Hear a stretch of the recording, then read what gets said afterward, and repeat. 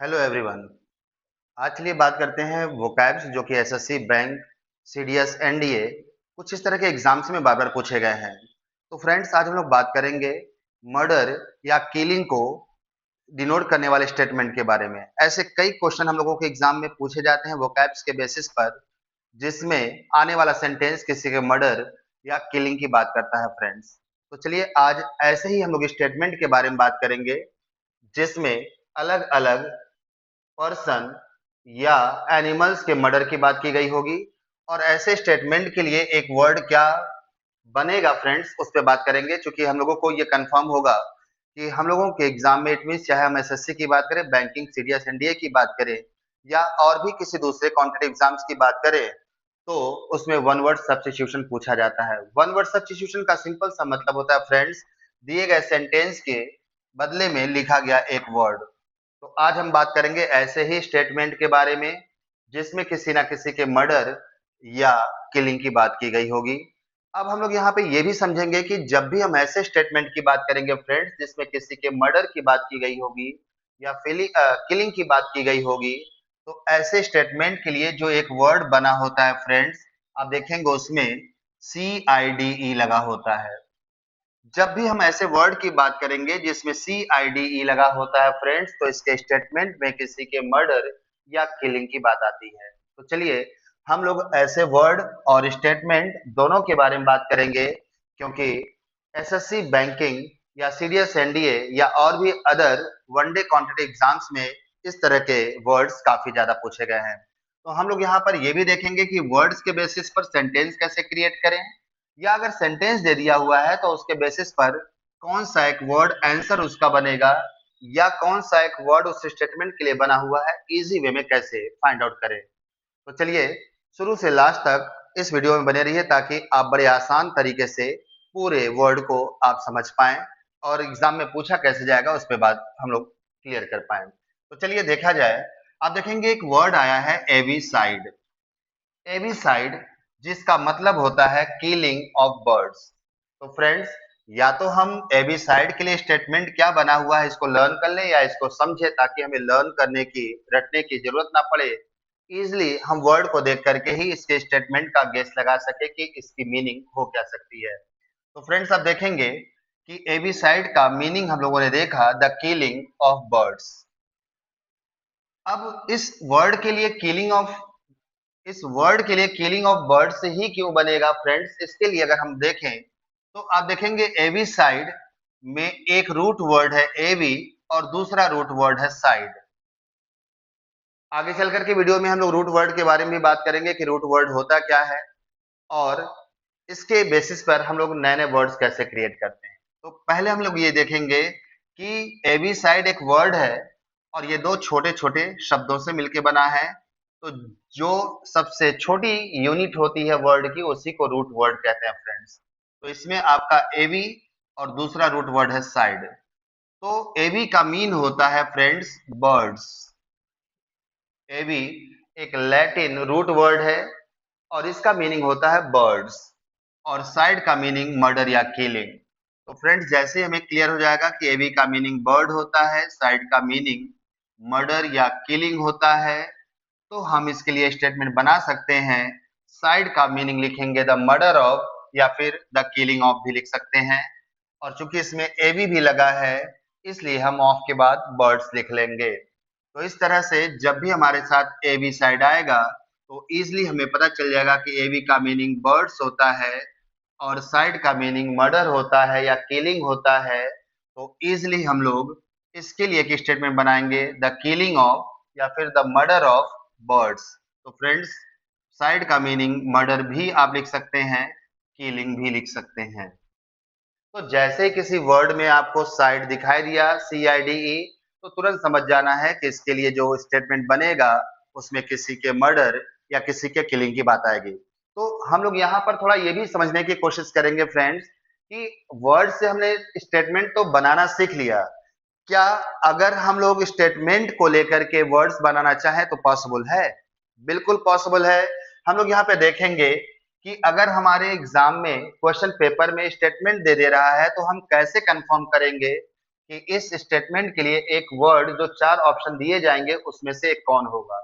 तो simply friends, अगर कोई ऐसा स्टेटमेंट हमारे सामने आ गया जिसमें किलिंग या मर्डर की बात की जा रही है और उस सेंटेंस में कहीं पर बर्ड्स को भी मेंशन किया गया है, तो तुरंत समझ जाना है कि बर्ड्स के लिए लैटिन वर्ड एवी बना हुआ है, जबकि किलिंग या मर्डर के लिए लैटिन रूट वर्ड आपका साइड बना हुआ है। तो इस सेंटेंस में किलिंग और बर्ड को देख करके ये तुरंत क्लियर कर लेना है कि इसके लिए जो एक वर्ड बनेगा वो एवी साइड होगा। चलिए आते हैं दूसरे वाले वर्ड पर।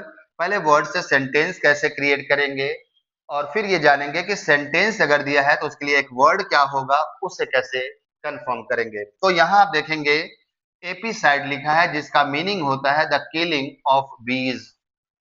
बीज का मीनिंग फ्रेंड्स मधुमक्खियों से होता है।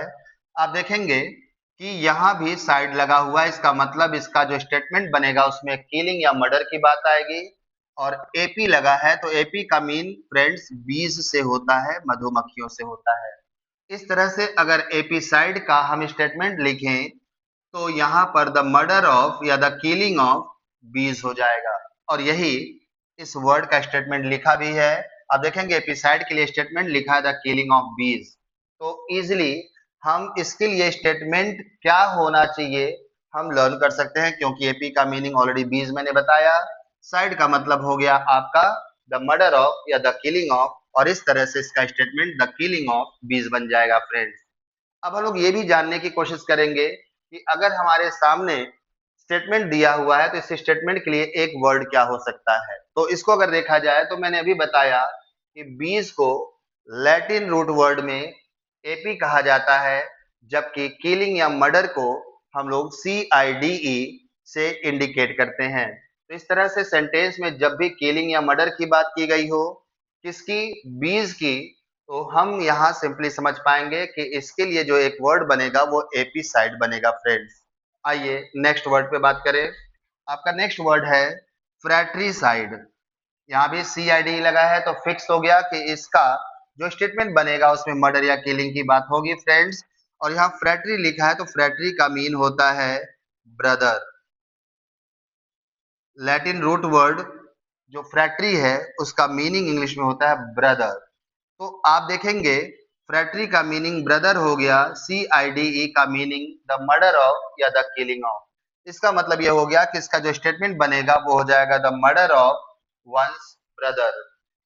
The murder of one's brother, इसका मीन हुआ फ्रेंड्स कि किसी कोई अगर अपने भाई की हत्या कर दे तो उसके लिए एक वर्ड बनता है फ्रैट्रिसाइड। तो इस तरह से आप देख सकते हैं कि फ्रैट्रिसाइड का meaning the murder of one's brother क्यों होगा।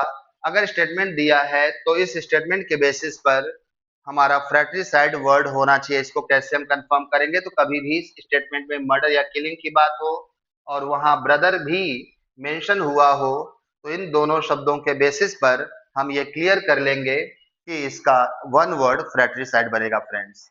आइए एक और वर्ड को देखते हैं और इसको भी समझते हैं। आप देखेंगे नेक्स्ट वर्ड हमारे पास आया है सोरोरी साइड। यहाँ भी साइड आ रहा है फ्रेंड्स, तो इसका मतलब है कि इसके स्टेटमेंट में मर्डर या किलिंग की बात होगी। और सोरोरी जो वर्ड है ये लैटिन रूट वर्ड का सरोर है। सरोर का मीनिंग होता है सिस्टर। तो फ्रेंड्स हम लोग इजिली समझ पाएंगे कि इस सेंटेंस का जो इस वर्ड का जो स्टेटमेंट बनेगा उसमें द मर्डर ऑफ या द किलिंग ऑफ के साथ साथ वंस सिस्टर की बात होगी। इसका मतलब जब कोई अपना अपने ही सिस्टर की हत्या कर दे, मर्डर कर दे, किलिंग कर दे, तो उस सेंस में सोरोरिसाइड आता है फ्रेंड्स। तो आप देखेंगे इसका जो स्टेटमेंट बनेगा the murder of one's sister. अगर हम लोग इस वर्ड स्टेटमेंट से इसका वर्ड गेस करना चाहें फ्रेंड्स, तो जिस भी सेंटेंस में मर्डर या किलिंग की बात हो रही है उसके लिए जो एक वर्ड बनेगा उसमें CIDE लगा हुआ मिलेगा फ्रेंड्स। और चूंकि यहाँ पे सेंटेंस में सिस्टर को भी मेंशन किया गया है तो सिस्टर के लिए सोरोरी यानी सोरोर आपको वर्ड में मिलना चाहिए। तो इस तरह से मर्डर या किलिंग और सिस्टर दोनों वर्ड जो कि स्टेटमेंट में मिल रहे हैं फ्रेंड्स के बेसिस पे हम गेस लगा लेंगे कि इसका जो एक वर्ड बनेगा वो सोरोरी साइड होगा। इस तरह से फ्रेंड्स आप देख सकते हैं कि आपके कॉम्पिटिटिव एग्जाम्स में जो वन वर्ड सब्स्टिट्यूशन इस टॉपिक से पूछा गया है वो काफी इंपॉर्टेंट है और इस वीडियो से हम इस तरह के वर्ड को इजीली सीख पाएंगे और बिल्कुल उम्मीद भी है कि आपने सीखा होगा। अगर वीडियो समझ में आया होगा तो आप इस पर प्रैक्टिस और आगे कंटिन्यू कर सकते हैं। बहुत ही जल्द आपके लिए एक नेक्स्ट वीडियो लेकर के आने वाला हूं जो कि इसी टॉपिक पर होगा। इसी टॉपिक पे और इंपॉर्टेंट वर्ड्स कौन कौन से होंगे वो नेक्स्ट वीडियो में डिस्कस करते हैं फ्रेंड्स, क्योंकि अगर इस वीडियो में अगर मैंने डिस्कस किया तो वीडियो काफी लंबा होगा। इसलिए नेक्स्ट वीडियो पे हम बात करते हैं साइड यानी CIDE से बनने वाले वर्ड्स और इसके स्टेटमेंट के बारे में। टेक केयर, थैंक यू, मिलते हैं अगले वीडियो में।